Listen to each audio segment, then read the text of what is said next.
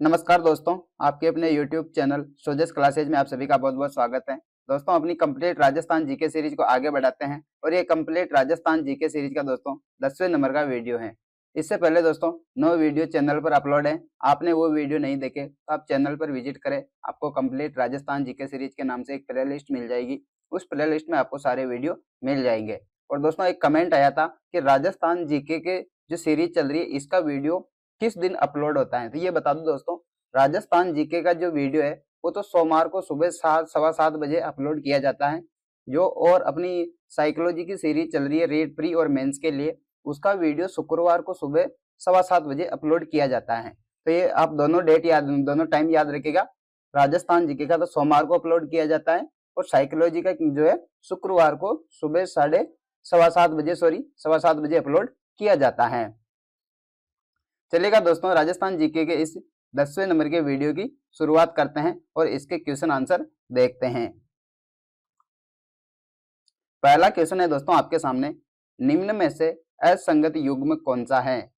राजस्थान का लौह पुरुष गोकुल भाई भट्ट, राजस्थान का नरसिंह, भक्त कवि दुर्लभ, वागड़ की मीरा, गौरी बाई, राजस्थान की राधा मीराबाई। इसमें से अपन को असंगत युग्म यानी कि गलत युग्म को बताना है।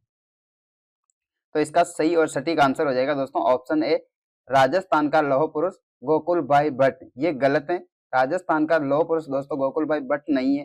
राजस्थान का लौह पुरुष है दामोदर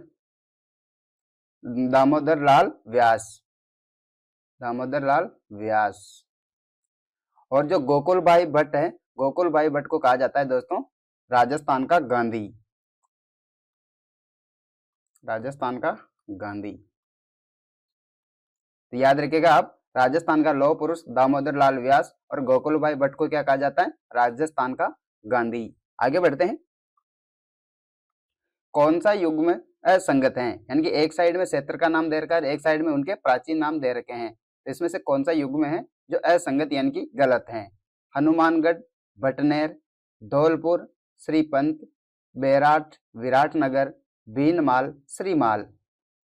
इनमें से कौन सा युग्म है जो गलत है यानी कि असंगत है? इसका आंसर हो जाएगा दोस्तों ऑप्शन बी, श्रीपंत। श्रीपंत जो है दोस्तों, श्रीपंत बयाना का नाम है। किसका नाम है? बयाना का नाम है। और धौलपुर का नाम है दोस्तों कोठी। धौलपुर का क्या नाम है? कोठी। तो याद रखिएगा, धौलपुर को कोठी कहा जाता है। श्रीपंत किसका नाम है? बयाना का। और बयाना का एक और नाम है, कौन सा है? सोनीतपुर। बयाना का एक और नाम है सोनीतपुर। तो ये भी याद रखिएगा। और श्रीपंत भी किसका नाम है? बयाना का। आगे बढ़ते हैं। प्राचीन समय में चंद्रावती के नाम से प्रसिद्ध राज्य कौन सा भूभाग था? यानी कि प्राचीन समय में चंद्रावती के नाम से राज्य का कौन सा भूभाग था? ऑप्शन है जालोर बाड़मेर के आसपास का भूभाग, सिरोही आबू व आसपास का क्षेत्र, उदयपुर राजसमंद भीलवाड़ा के आसपास का क्षेत्र, डूंगरपुर बांसवाड़ा का क्षेत्र। इसमें से कौन सा क्षेत्र है जिसे प्राचीन समय में चंद्रावती के नाम से जाना जाता था? तो इसका सही और सटीक आंसर हो जाएगा दोस्तों ऑप्शन बी, सिरोही आबू। और उसके आसपास के क्षेत्र को किस नाम से जाना जाता था? चंद्रावती के नाम से। आगे बढ़ते हैं। क्वेश्चन नंबर 4 है अपना, राजस्थान राज्य का कुल क्षेत्रफल है 2,24,000 वर्ग किलोमीटर, 3,42,000 वर्ग किलोमीटर, 4,24,000 वर्ग किलोमीटर, 5,42,000 वर्ग किलोमीटर। सिंपल सा क्वेश्चन है दोस्तों, लेकिन ऐसे घुमाकर जब पूछा जाता है तो अपन उसमें कंफ्यूज हो जाते हैं और ऐसे क्वेश्चन को अपन सीधे साधे क्वेश्चन को अपन गलत करके आते हैं। तो इसका सही और सटीक आंसर हो जाएगा ऑप्शन बी, 3,42,000।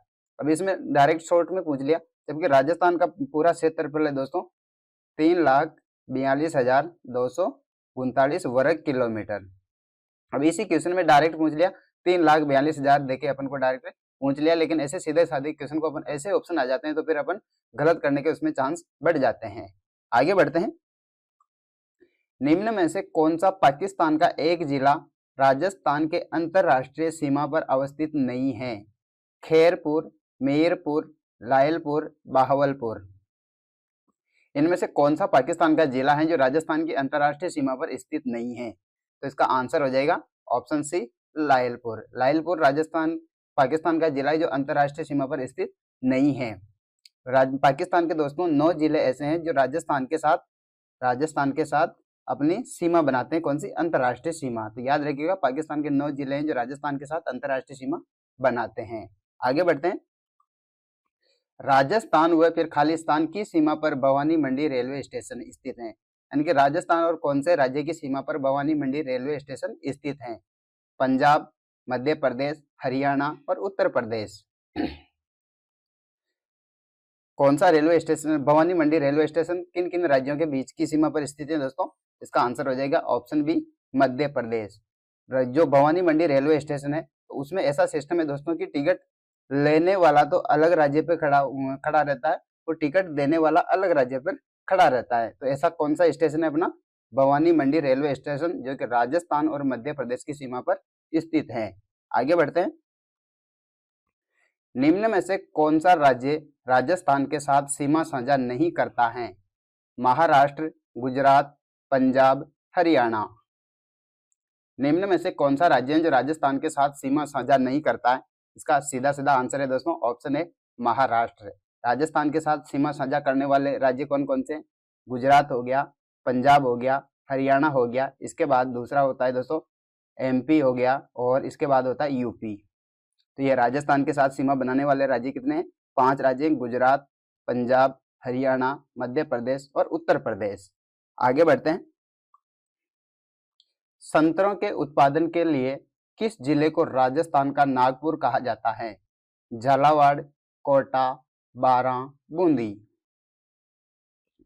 संतरों के उत्पादन के लिए प्रसिद्ध किस जिले को राजस्थान का नागपुर कहा जाता है? इसका आंसर हो जाएगा ऑप्शन ए, झालावाड़। झालावाड़ को राजस्थान का नागपुर कहा जाता है। और क्यों कहा जाता है? संतरों के उत्पादन के लिए। आगे बढ़ते हैं। राजस्थान किस गोलार्ध में स्थित है? उत्तरी, दक्षिणी, पूर्वी और पश्चिमी। अपना राजस्थान किस गोलार्ध में स्थित है? आंसर हो जाएगा ऑप्शन ए, उत्तरी गोलार्ध में। आगे बढ़ते हैं। राजस्थान का कौन सा नगर the city of mountain and fountain कहलाता है? अजमेर, डूंगरपुर, उदयपुर, आबू पर्वत। राजस्थान का कौन सा नगर है जो the city of mountain and fountains कहलाता है? आंसर हो जाएगा दोस्तों उदयपुर। और उदयपुर के अन्य नाम भी बहुत हैं दोस्तों, जैसे व्हाइट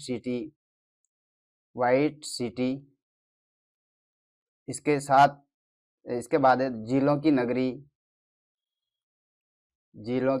नगरी, और इसके बाद दोस्तों इसे कहा जाता है पूर्व का वेनिस। ये सभी नाम, और एक और नाम है दोस्तों राजस्थान का कश्मीर।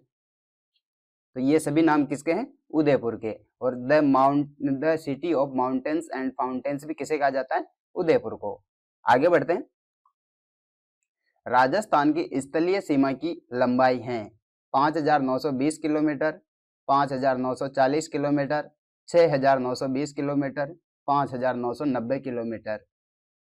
राजस्थान की स्थलीय सीमा की लंबाई है, क्योंकि राजस्थान की स्थलीय सीमा है, राजस्थान की जलीय सीमा था, राजस्थान के आसपास जल का कोई समुद्र वगैरह नहीं है, इसलिए राजस्थान की स्थलीय सीमा ही है। राजस्थान के चारों ओर स्थलीय भाग ही है। तो राजस्थान की कुल स्थलीय सीमा की लंबाई कितनी है?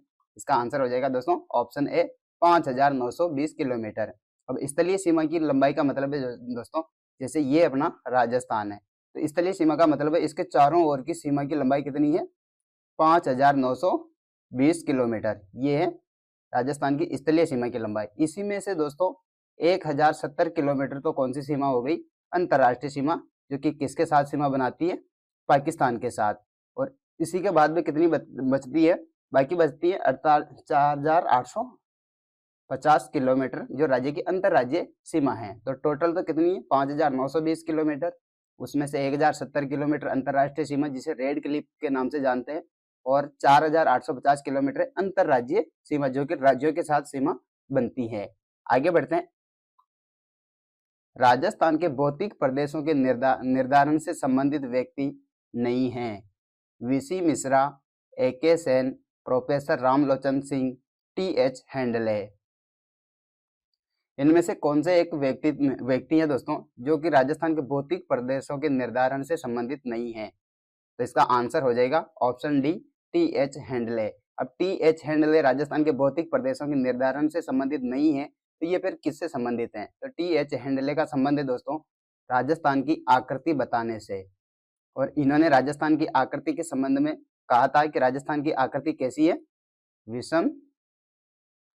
विषम कोणीय चतुर्भुज के समान। विषम कोणीय चतुर्भुज के समान है राजस्थान की आकृति। तो TH हैंडले का संबंध किससे हो जाता है? राजस्थान की आकृति से। और इन्होंने राजस्थान की आकृति बताई है विषम कोणीय चतुर्भुज के समान। आगे बढ़ते हैं। राजस्थान के रेगिस्तानी क्षेत्र प्राक ऐतिहासिक काल के किस भाग का अवशेष है? गोंडवाना लैंड, अंगारा लैंड, 33 सागर, न्यू फाउंडलैंड। राजस्थान के रेगिस्तानी क्षेत्र प्राक ऐतिहासिक काल के किस भाग का अवशेष है?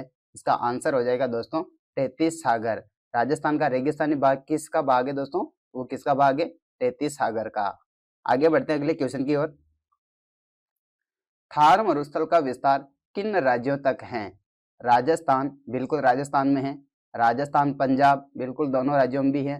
राजस्थान, पंजाब, हरियाणा, बिल्कुल हरियाणा, राजस्थान, पंजाब तीनों राज्यों में भी है। उसके बाद ऑप्शन डी है राजस्थान, पंजाब, हरियाणा और गुजरात, इन चारों राज्यों में भी थार मरुस्थल का विस्तार है। तो अपना सही और सटीक आंसर क्या हो जाएगा? ऑप्शन डी, राजस्थान, पंजाब, हरियाणा और गुजरात। आगे बढ़ते हैं। क्वेश्चन नंबर 15 है, कितने सेंटीमीटर समवर्षा रेखा मरुस्थल को दो भागों यानी कि शुष्क मरुस्थल और अर्ध शुष्क मरुस्थल में विभक्त करती है? 10 centimetre, 25 centimetre, 50 centimetre, 80 centimetre. Question को ध्यान से देखेगा। इसका आंसर आप सभी को पता है, लेकिन कभी कभार अपन क्या है पढ़ने में अपन से चूक हो जाती है, इसलिए ऐसे क्वेश्चन गलत हो जाते हैं। क्वेश्चन क्या पूछ रहा है कि कौन सी समवर्षा रेखा है जो मरुस्थल को दो भागों में विभक्त करती है? तो इसका सही और सटीक आंसर हो जाएगा दोस्तों ऑप्शन बी, 25 सेंटीमीटर समवर्षा रेखा। दोस्तों जो 50 सेंटीमीटर समवर्षा रेखा है, 50 सेंटीमीटर तो राजस्थान को दो भागों में अलग करती है, और जो 25 सेंटीमीटर समवर्षा रेखा है तो वो मरुस्थल को दो भागों में बांटती है। कौन कौन सा मरुस्थल? शुष्क मरुस्थल और अर्ध शुष्क मरुस्थल में। तो याद रखिएगा 25 सेंटीमीटर तो मरुस्थल को अलग करती है और 50 सेंटीमीटर राजस्थान को दो भागों में बांटती हैं। आगे बढ़ते हैं। क्वेश्चन नंबर 16 है, बालू का स्तूपों का प्रकार नहीं है? पैराबोलिक, बरखान, रेखीय, इंसेलबर्ग। इनमें से कौन सा प्रकार है जो बालू का स्तूपों का प्रकार नहीं है? तो इसका सही और सटीक आंसर हो जाएगा option D, inselberg. Next question की ओर चलते हैं। राजस्थान में सर्वाधिक बालू का स्तूप किस जिले में पाए जाते हैं? जैसलमेर, बाड़मेर, श्रीगंगानगर, बीकानेर। राजस्थान में सर्वाधिक बालू का स्तूप किस जिले में पाए जाते हैं? इसका सही और सटीक आंसर हो जाएगा दोस्तों ऑप्शन ए, जैसलमेर। नेक्स्ट अगले क्वेश्चन की ओर चलते हैं। थार का गढ़ा कहा जाता है? इंपॉर्टेंट क्वेश्चन याद रखिएगा। थार का गढ़ा किसे कहा जाता है? जवाई बांध को, जयसमंद झील को, चांदन नलकूप को, चूलिया जलप्रपात को। आंसर हो जाएगा ऑप्शन सी, चांदन नलकूप को। चांदन नलकूप को क्या कहा जाता है? थार का गढ़ा। आगे बढ़ते हैं। असुमेलित को बताइए। दोहरे लहरदार बालू का स्तूप, दरियन स्थानांतरित बालू का स्तूप, मांड जैसलमेर क्षेत्र, खड़ीन बालू का स्तूप का प्रकार। इसमें से अपन को असुमेलित को बताना है।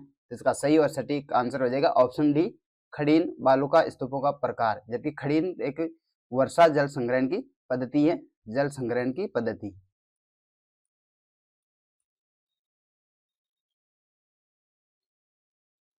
तो याद रखिएगा खड़ीन क्या है? जल संग्रहण की पद्धति है, ये बालू का स्तूपों का प्रकार नहीं है। इसलिए अपने क्वेश्चन का सही और सटीक आंसर क्या हो जाएगा? Option D. आगे बढ़ते हैं। अरावली पर्वतमाला की दिशा से संबंधित सही तथ्य बताइए। अरावली दक्षिण पश्चिम से उत्तर पूर्व की ओर विस्तृत है। अरावली दक्षिण पूर्व से उत्तर पश्चिम की ओर विस्तृत है।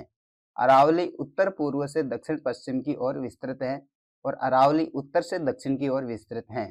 तो अरावली का विस्तार राजस्थान में किस दिशा से किस दिशा की ओर है? इसका आंसर हो जाएगा दोस्तों ऑप्शन ए, अरावली दक्षिण पश्चिम से उत्तर पूर्व की ओर विस्तृत हैं। इसी के साथ दोस्तों आज का अपना ये 10वें नंबर का वीडियो भी यहीं पे कंप्लीट होता है। वीडियो कैसा लगा दोस्तों कमेंट करके जरूर बताइएगा, और आपने चैनल को सब्सक्राइब नहीं कर रखा तो आपसे छोटी सी गुजारिश है, चैनल को सब्सक्राइब कर दीजिएगा और वीडियो को लाइक और शेयर भी कर दीजिएगा। और दोस्तों पीडीएफ लेने के लिए आप टेलीग्राम चैनल से जुड़ जाना, जिसका लिंक आपको वीडियो के डिस्क्रिप्शन में मिल जाएगा। मिलते हैं नेक्स्ट वीडियो में, तब तक के लिए जय हिंद जय भारत।